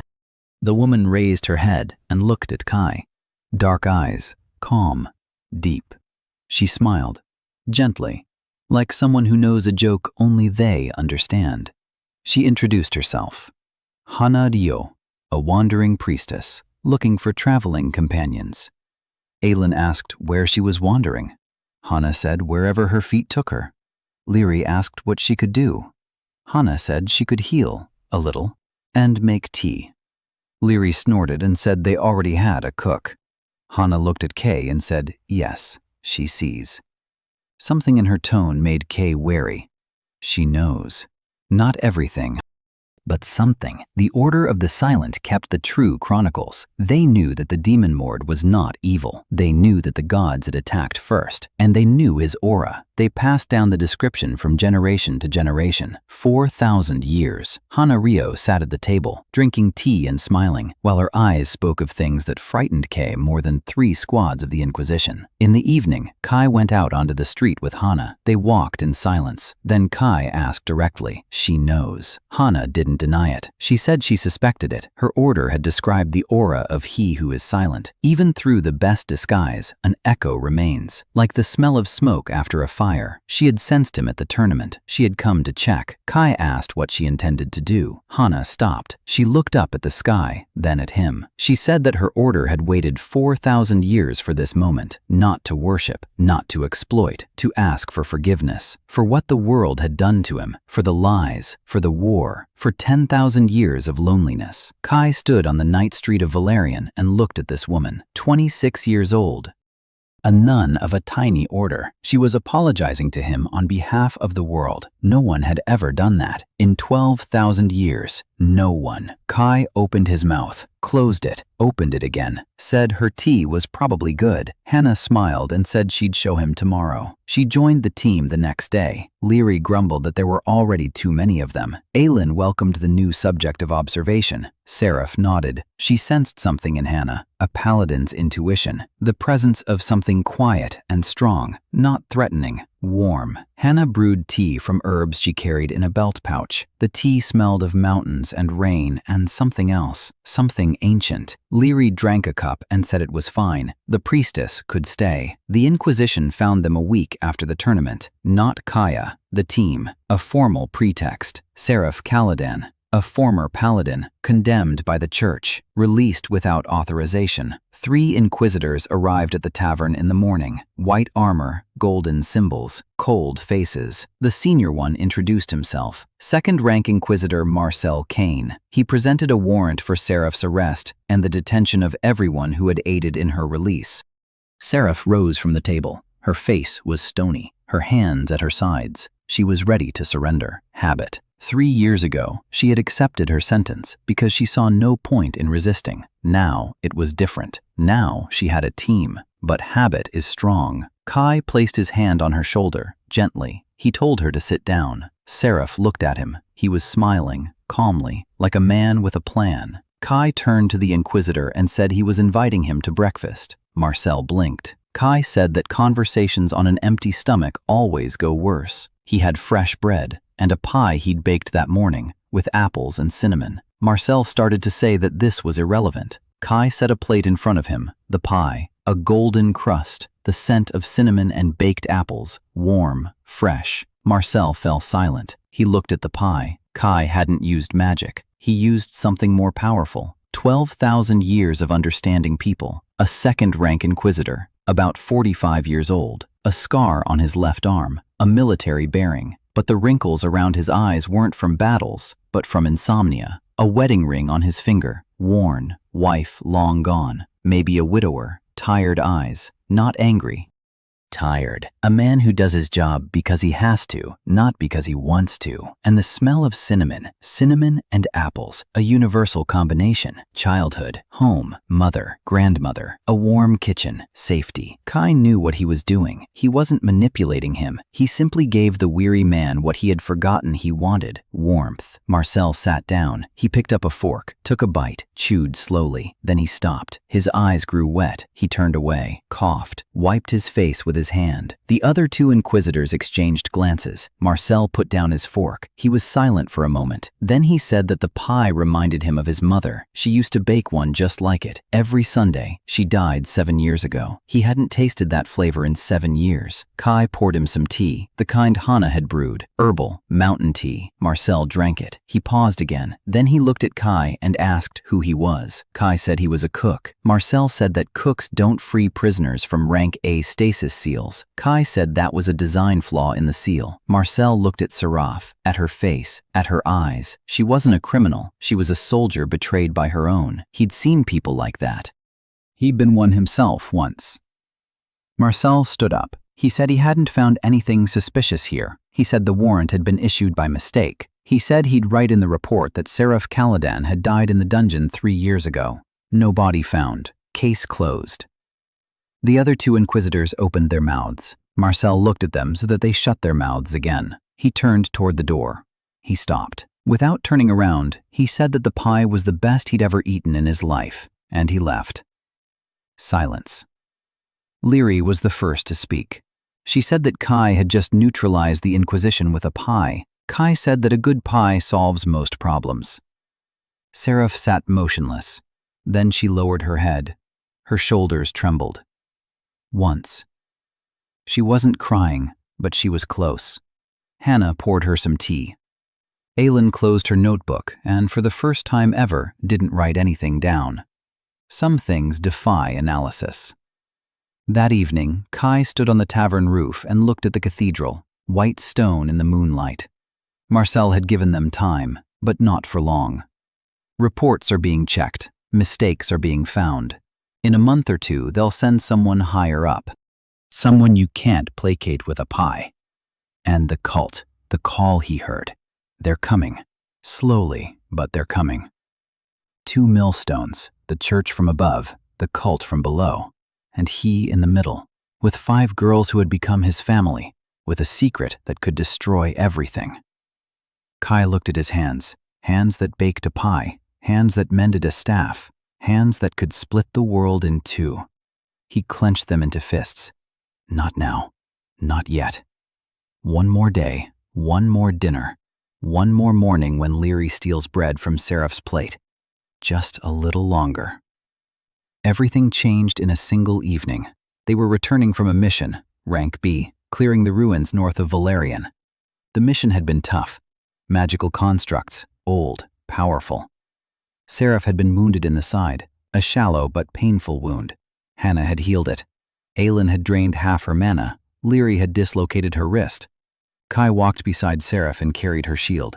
They were an hour from the city when the road was blocked. 10 figures in black cloaks, hoods, masks. On the masks was a symbol Kai recognized instantly, an open mouth without eyes. The symbol of the cult of the Silent Lord. They had found him. The elder stepped forward, tall, thin. His voice trembled with reverence. He said they had been following the echo for 3 months, through mountains and forests, through deserts. They had heard the call. An ancient power had awakened. The Lord had returned. He knelt, right in the mud. The other 9 knelt as well. 10 figures in the mud, on their knees, before Kai. Leary backed away. Seraph drew her sword with her good hand. Aylin raised her staff. Hannah stood motionless. Her face was pale. Kai looked at the kneeling cultists and felt sick. Not from fear, from revulsion. For 10,000 years these people had waited for him, passing their faith down from generation to generation. They built temples. They slaughtered sacrificial animals. They prayed to a being who could not hear and did not want to hear. They believed that he would return and burn the world, that he would punish the infidels, that he would lead them to greatness over mountains of corpses. They adored him, and that was worse than hatred. The elder raised his head. Tears streamed from beneath the mask. He said he was waiting for the order. The Lord would speak a word, and they would destroy this city, this country, this world, in his name. Kai stepped forward. The team froze. He approached the elder, crouched down, looked him in the eyes through the slits in the mask. The eyes were fanatical, burning, mad with joy. Kai quietly said, "Stand up." The cultist stood up. His whole body was shaking. Kai told them to take off their masks. They all took them off. Faces, ordinary faces, young and old, men and women. One was just a boy, about 15. Kai looked at each one. Then he said 3 words. "Go home." Silence. The elder blinked. He asked, "What?" Kai said there was no Lord, no judgment day, no greatness through corpses. "Go home, to your families, to your work, live." The elder shook his head. He said it was impossible. The echo was real. The power was real. The Lord was here. He could feel it. Kai straightened up. He looked down at the elder, and for a single second, he let the disguise falter. 1 second. The air around him grew heavy, not dark, not frightening, heavy, as if gravity had doubled. The grass around his feet lay flat. The stones on the road were pressed into the ground. The elder collapsed to his knees. All 10 collapsed, not from worship, from the pressure. Kai said that if he was the one they were looking for, his order was simple. Disperse, burn the cloaks, forget the masks. There will be no judgment day, never. The camouflage returned. The air went back to normal. The grass rose. The stones remained sunken. The cultists lay on the ground. The elder was crying, not out of happiness, out of devastation. Everything he had believed in his whole life had just collapsed. His God had told him to leave. Kai turned away and walked toward the team. Behind him, the cultists were slowly getting to their feet, one by one, taking off their cloaks, throwing away their masks, walking away, silently. A 15-year-old boy was the last to stand. He looked at Kai, then he turned and ran. He just ran, like a child who had been set free. Kai walked toward the team and saw their faces.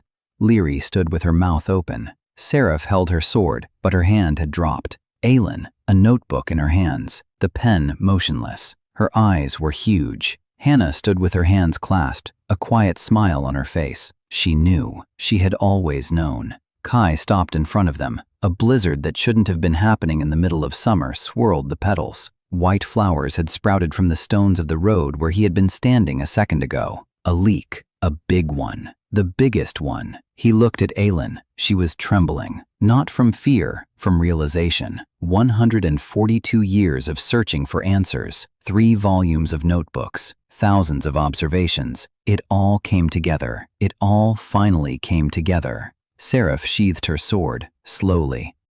She looked at Kai with the look soldiers have when they finally see the face of the one they've been fighting for. She said one word, Kai. Not a question, a name, just a name. Kai stood before them, before the 5 women who had become his world. He could have left, could have erased their memories, could have vanished and started over in another city under another name. He could have returned to the citadel for another 10,000 years. Instead, he said, I am 12,000 years old. My name is Zarkael. I am a former demon lord. I left because I was alone. I came to you because I no longer want to be alone. And I'm still your cook, if you want me to be. Silence, wind, petals. Lyri was the first to step forward. She approached him, looked up at him, said she didn't care what his name was. If he stopped cooking, she'd kill him. Kai blinked. Seraph stepped forward second, stood beside him, said she'd lost one god. She wasn't going to lose a second. Aylin stepped forward third, closed her notebook, put it in her bag, said she had about 4,000 questions, but they would wait until dinner. Hannah stepped forward fourth. She bowed, not as a priestess to a deity, as one friend to another. She said the order would be glad to know their faith had not been in vain. Kai stood in a circle of 5 people and felt something inside him that had been frozen for 12,000 years finally break. Quietly, no thunder, no lightning. He wept for the first time in 10,000 years, not out of grief, because they had called him by name and hadn't left. The white flowers on the road had bloomed fully. Somewhere far beyond the horizon, the black citadel, which had stood for 10,000 years, trembled and began to crumble, stone by stone, tower by tower. The throne room, with 243 titles on its walls, turned to dust. Zarkael no longer needed a throne. He had a home,